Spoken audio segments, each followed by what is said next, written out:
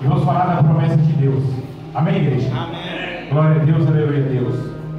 Eu gostaria que aquele que trouxe sua Bíblia abrisse no livro de Gênesis. O capítulo é o 11, o versículo 27. Glória a Deus, aleluia a Deus. Eu vou ler apenas um versículo. 11, 27. Gênesis. Os descendentes de Terá. Quando eu falo de descendente, automaticamente nós já estamos falando de parentes. Amém? Amém. E a palavra de Deus nos diz: são esses os descendentes de Terá, que foi pai de Abraão, de Naor e de Arã. Arã foi pai de Ló. Amém, igreja? Amém. Uma salva de palmas para nosso Senhor Jesus Cristo. Eu quero falar um pouco sobre Ló. Eu quero falar um pouco sobre Ló.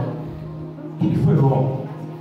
Eu acredito que quando nós falamos de parente, nós puxamos para o nosso lado a questão de pai, de mãe, de irmão. Como eu disse no começo, já tinha uma promessa lá no capítulo 2. Eu vou voltar para você já abrir aqui, ó. Lá no capítulo 2 de Gênesis, quando Deus dá uma promessa a Abraão, Deus fala com ele. Aqui, 2:24. Por isso, cadê aqui? Não. Glória a Deus, aleluia a Deus. Capítulo 2. Aleluia a Deus. No capítulo 2 fala assim, ó. 2:24. É por isso que o homem deixa seu pai, a sua mãe, para se unir para se unir com a sua mulher, e os dois se tornam uma só pessoa. Como é bom, como é maravilhoso a gente entender que Deus tem um projeto de família para cada um de nós. E quando a gente medita nessa palavra, nós entendemos que é da vontade de todos um dia se unir uma pessoa, formar uma família, que é da onde nós viemos, e nós sabemos que num berço, de uma casa, de uma mesa onde nós almoçamos, jantamos, e a atividade diária que uma criança faz é muito marcante na vida dela. E nós dependemos desses registros para que amanhã eu vou me unir a uma pessoa e vou se tornar uma só família. Só que nem sempre. A realidade da vida às vezes não nos permite. Tem acreditado, né, pastor, que fala assim: quem casa quer casa. E às vezes quando você casa, você nem sempre pode ir para sua casa só você e sua esposa. As condições às vezes não oferecem morar só você e ela. Hoje eu estava meditando e estava pensando, eu e minha esposa, quando nós casamos, eu vim para Sete Lagoas primeiro, morava na República. Quando eu casei, eu vim morar em Sete Lagoas, a República acabou, mas ficou um cara perdido lá na casa, que morava em outra cidade, pediu se tinha como ele ficar lá. E por amizade acabou, ficou, mas assim, acabava incomodando, querendo ou não. Mas não moramos sozinhos. Passou um tempo, mais ou menos 6 meses, a gente mudou de casa e moramos um tempo sozinhos. Morou não, foi minha irmã morar com ela, vocês esqueceram. Opa! Então dá, vamos lá. Veio a irmã morar com nós. Então nós estamos fazendo essa fase de morar sozinho. E o que eu falo nessa história que eu quero mostrar para vocês? Que nem sempre vai dar para a gente construir uma família. Os dois casamos, saímos da casa dos nossos pais, unimos uma mulher e vamos daí agora, vamos construir uma família. Vai vir alguém. E quando eu volto lá na palavra que eu queria buscar naquela hora, né? E eu gostaria de ler de novo para vocês aqui. Eu li para vocês no capítulo 11, agora eu vou no capítulo 12. 12, né? Se eu não estou enganado. A promessa de Deus a Abraão. É no capítulo 12, no versículo 1. E o Senhor diz a Abraão: sai da tua terra, do meio dos seus parentes, da casa dos seus pais, e vai para a terra que eu lhe mostrarei. Só que lá no versículo 5 fala assim, ó: Abraão levou a sua mulher, Sarai, e o seu sobrinho Ló. Ou seja, o que eu acabei de falar aqui agora, erradamente, Deus deu uma ordem para ele não levar, mas ele resolveu e levou seu sobrinho. Abraão já tinha 75 anos, Sarai Sarai era estéril, não tinha filho. Talvez isso ia passar por ele uma segurança. Mas ele sai daquela terra e vai até a terra de Canaã. E eles se deslocam para lá. E naquele momento que ele chega naquela terra, lembrando que Abraão é um homem bem sucedido financeiramente, e por isso que eu falo, às vezes, dependendo do que você anda, vai ser o tanto que você vai crescer, vai ser de quem você vai espelhar, vai ser o que você tem buscado em pessoas que você anda com elas. E Ló também começou a crescer, Ló também começou a prosperar, Ló começou a ter gado, ter ouro, ter prata, ter ovelhas, e eles foram muito bem nessa terra.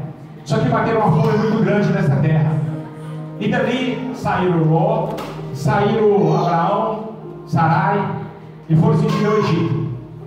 E chegando no Egito, eles permaneceram por um tempo no Egito, e aí foi crescendo cada vez mais, e a família continuou unida. Porém, Abraão teve um problema, porque Sarai era muito bonita, e naquele momento, a gente sabia que se o rei simpatizasse com ela, eles poderiam matar ele, para poder ficar com ela. E aí vai toda uma trajetória de peleja. Quantas e quantas famílias não saem da cidade, vai para outra cidade, vai buscar uma melhoria para a sua casa, vai buscar uma melhoria profissional de trabalho. Ali já tinha uma promessa para Abraão. Por isso que eu falo que nós temos que ter ousadia, nós temos que ter uma visão diferenciada. Às vezes eu estou num lugar onde que Deus me colocou, onde talvez eu fui, mas no lugar que Deus quer que eu fique. Ou às vezes eu estou passando uma peleja, mas Deus me colocou, foi ali. E nós temos que buscar sabedoria e ter entendimento de tudo que tem sua hora. E quando Abraão imaginou, quando Abraão começou a colocar na cabeça dele, o rei poderia mandar matar ele e ficar com Sara. Sara tinha um apelido de princesa, era muito bonita. E aí ele vai e começa. E foi no momento onde que ele pegou. Ele mentiu. Ele falou que era irmão. No tempo que ele era marido. Mas Deus já tinha um propósito nisso aí. E aí nessa trajetória, que ele sai da terra, sai com o seu sobrinho do lado dele. E eu imagino que naquela trajetória não foi fácil. Por mais que ele teria dinheiro, por mais que ele teria aquele monte de escravo que ele levou para manter os gados, manter toda a criação que ele tinha, ele dependia de toda uma logística para continuar naquele lugar. De repente, o rei chama, eles vão lá, e eles passam por todo aquele constrangimento. Abraão, sabendo que a intimidade que ele tinha com Deus era muito grande, Deus falava com ele o tempo todo. E lembrando que onde Abraão colocava os seus pés, ele montava um altar. Colocava um altar e falava com Deus, e Deus respondia. E ele tinha certeza que Deus ia tirar ele daquela situação. Eu não quero aprofundar muito no Abraão, até mesmo que eu quero falar um pouco de Ló. E ali permaneceram e saíram. Quando o rei do Egito descobriu tudo o que aconteceu, Abraão sai dali expulso daquela terra. Abraão pega seu sobrinho, todos os seus escravos, toda a sua riqueza, e aí já estava crescendo muito e volta para Canaã de novo. Igreja, o que eu quero falar com vocês? Se você for ler a Escritura, Abraão não tinha nenhum problema com Ló. Abraão nunca discutiu com Ló. Abraão nunca chamou a atenção de Ló. Pelo menos a palavra não fala que os dois não tinham nenhum tipo de problema. Só que os homens que cuidavam da sua criação começaram a criar problemas. O pasto era pequeno, a criação era muito grande, dava talvez para querer entrar em acordo. Só que aí o que acontece? É que eu falo dia a dia. Às vezes nós perdemos amizade, às vezes nós perdemos alguns parentes que estão dentro do nosso lado por conversa fiada. Às vezes aquela notícia que aquele traz para você não dá credibilidade. Você pode estragar uma amizade, você pode causar até uma morte dentro da sua família.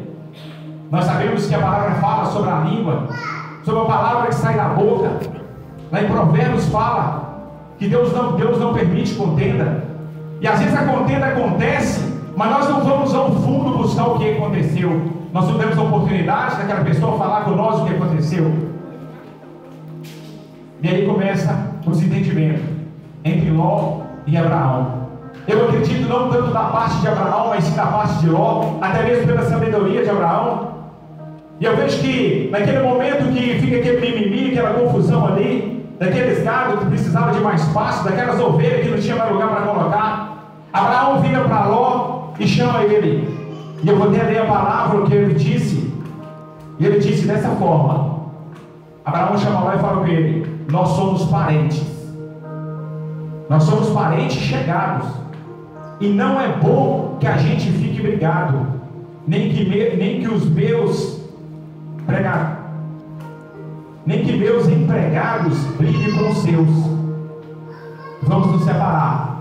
Abraão propôs para ele separar. Ló era sobrinho. Eu acredito que lá atrás ele já tinha aquele carinho especial por ele, por isso que trouxe ele junto. E eles se separaram. Mas Abraão fez um acordo com ele. Abraão não quis impor, apesar que ele ser mais velho, ele poderia ter imposto. Eu vou por aqui, você vai por ali. E aí Ló vai, em vez de buscar sabedoria, olhou para a direita, eu imagino, olhou para a esquerda, e viu nas margens do Rio Jordão tudo verde. E aí o que ele fez? Eu vou para cá. E Abraão vai para onde? Vai para o deserto, onde aqui não tinha nada. Mas lembra que às vezes muitos vão te jogar você num local onde que não é um lugar propício, aonde você naquele momento não vai conseguir enxergar nada. Mas Deus tem promessa na nossa vida. E quando Deus tem promessa na sua vida, Ele pode te colocar no meio do nada, que você vai fazer o negócio prosperar. As coisas vão acontecer de uma forma transformadora, a qual pessoas vão ficar do seu lado e vão ficar impressionados com o que você fez. Isso me faz lembrar até um testemunho meu que foi na igreja. Quando o Rodrigo conhece, quando eu comprei lá onde vai ser a vigília, o moço que me vendeu falou comigo assim: achei um louco para comprar aqui, porque ele era só cascalho. Eu queria comprar um negócio. Tinha uma mulher do lado que me ofereceu um local com água, luz e internet. Mas tem muito problema. E nós preferimos ir lá. Lá na verdade é um cascalho, não tinha nada vezes nada. Era um terreno difícil de trabalhar. E as palavras que eu usei para o moço foi assim: eu não sou Jesus Cristo, mas eu vou trazer prosperidade por aqui. Eu vou trazer água, eu vou trazer luz, eu vou trazer internet e vou montar minha empresa aqui dentro. E aí eu tive um olhar aonde o próprio dono não tinha. Era um lugar desmerecido. E assim eu consegui fechar negócio. E eu imagino que naquele momento logo cresceu o olho, olhou superficialmente abaixo dos rios Jordão, na cidade do Vale, e ele ocupou. Só que a poucos e poucos quilômetros ele foi criando as suas tendas, foi montando as suas barracas. Quando ele viu, ele estava dentro de Sodoma. Ele estava numa terra que não agradava a Deus. Abraão sai pelo outro lado e Deus torna a falar com ele. Que ele olhasse para o sul, para o leste, para o oeste, para o norte, e que Deus ia prosperar Abraão muito mais naquele local que ele foi. E assim Abraão fez. Abraão foi. E agora Abraão, eu imagino que eu tive vários parentes, acredito que aqui dentro também muitos têm parente. Sabe aquele parente que você abraça ele e você fala assim: agora deu certo, agora ele foi, agora ele engrenou, a vida dele vai tocar e nós estamos aqui. Por isso que quando o irmão Paulo falou sobre não abandonar os parentes, veio na minha cabeça sobre essa pregação, porque até então Abraão falou: já que ele apartou de mim, nós separamos para a gente não ter mais briga. Só que de madrugada a tenda de Abraão é tocada. Abraão acorda e vai ver o que aconteceu. O mensageiro, 4 reis, entra em guerra, invade Sodoma. Ali pega toda a família de Ló, pega seus filhos, suas 2 filhas, pega toda a prata, todo o ouro, todo o gado. E naquela confusão, Ló é como se fosse sequestrado hoje e estava do outro lado. Abraão, naquele momento ele esquece, não era hora de pensar em briga, insiste, toma uma atitude. Abraão chama os seus 318 homens que ele tinha com ele, homens bem treinados, e partiu em direção e foi lá resgatar Ló. E teve uma luta a noite toda. Conseguiu resgatar Ló e voltou com Ló. Mas por surpresa dele, Ló preferiu Sodoma. Ló voltou para aquele lugar que não agradava a Deus, ele e suas filhas, com toda a sua riqueza, e permaneceu por lá por um bom tempo. Ló, o homem bom de coração, melhor dizendo, Abraão, um bom homem de coração, continua orando. Sabe por que eu falo e quero chegar a vocês nesse ponto aqui agora? Ora para aquele parente, ora para aquele amigo, ora para aquela pessoa que está dando trabalho na sua casa, porque quando a intimidade que Abraão tem com Deus Na hora que Deus resolve acabar com tudo, Deus lembra da aliança que ele tinha com Abraão. Na hora que Deus quer acabar com Sodoma, que vê que ela só tinha prostituição, que lá não tinha nada que prestava, que nada que estava ali mais agradava a ele, ele começa a pensar e fala assim: eu vou destruir aquela cidade e vou acabar com tudo, com enxofre, com sal. Só que aí ele vai e lembra de um parente de Abraão, e a coisa vai e muda. Então, quando você dobrar o joelho, que para aquela causa você dobra o joelho e está orando, Deus está olhando a oração do justo. Deus vai atender seu pedido. No nome de Cristo Jesus, eu creio que quando nós oramos para aquele que necessita, para aquele que está numa enfermaria, no hospital, com aquela enfermidade que acha que não vai ser curado, para aquele que está necessitando do emprego, às vezes Deus vai ouvir a minha oração e não vai ouvir a oração dele. A intimidade, a aliança, o compromisso, Deus, ele é justo. Deus vai e falar: se eu acabar com aquela terra, eu vou mandar um anjo. Deus vai e manda os anjos para lá para resgatar Ló e tirar Ló de lá, antes de acabar com a cidade. E nós sabemos que a resistência foi muito grande. Ló não queria sair da cidade, ainda permaneceu na cidade, até que Deus teve que usar, até que Deus teve que cegar aqueles homens que queriam fazer maldade com os anjos. E Ló permaneceu. A palavra fala que em alguns momentos Ló não concordava com o que acontecia ali dentro. Nós temos que ter atitude. Nós temos que ter atitude, porque quando eu estiver num local que não agrada a Deus, por mais que eu estou ali, talvez por ocasião que eu não tenho condições de sair, eu tenho que planejar, eu tenho que pensar um momento certo para que eu abandone aquilo. E Ló permaneceu, ele e suas duas filhas naquele local, até que Deus cegou aqueles homens que queriam fazer alguma coisa com os anjos e expulsou Ló daquele lugar. Eles são praticamente a força. Ló sai dali, tinha outra cidade para ele poder ir, mas ele preferiu ir para uma caverna. E o que eu te falo? Será que se ele procurasse, será que ele voltasse e procurasse o parente dele, que ele tinha mais próximo, que era Abraão, eu tinha certeza que Abraão ia aceitar ele. Ia aceitar porque já tinha ajudado diversas vezes, colocou à disposição dele vários homens para retirar ele da situação que ele estava. E não é diferente da nossa vida hoje. Hoje você mobiliza, só que Abraão era um homem de Deus.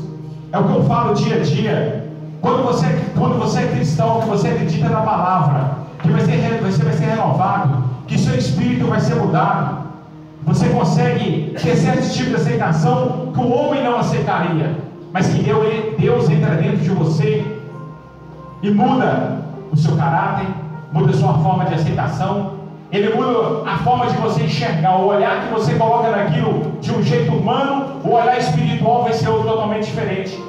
E Deus nos agrada disso. Aleluia. Acredito eu que se Ló tivesse ido atrás de Abraão, Abraão tinha acolhido, porque era sobrinho, e Abraão não ia deixar ele desamparado. Tinha outra cidade para ele poder ir, e por alguns motivos ele procurou uma caverna. E dentro daquela caverna se embebedaram, e suas filhas acabou se engravidando de Ló.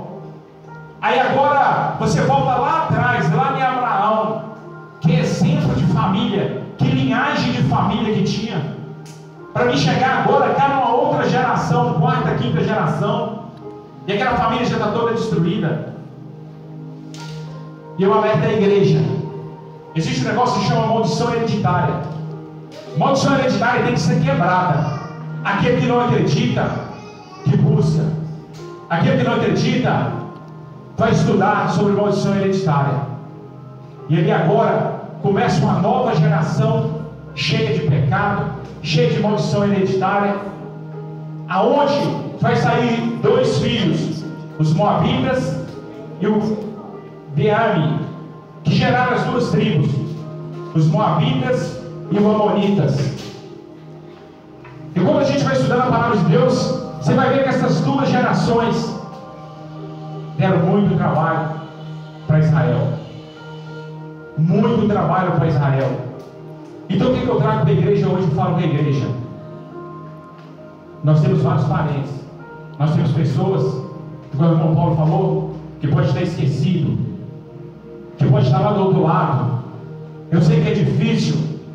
Quando eu falei que você quer casa, que quando você casa, você quer constituir uma família, você e sua esposa e seus filhos, para ter paz, sossego e uma formação. Meditando na palavra, e eu falei hoje, de vez quando eu falo com o pessoal, com algumas pessoas que eu converso, eu tenho 2 filhos, o Guilherme e a Júlia, e temos o Luiz, o pequenininho. Nós compartilhamos a guarda com a mãe dele. Guilherme está fora, não está mais em casa. A Júlia também não está mais em casa.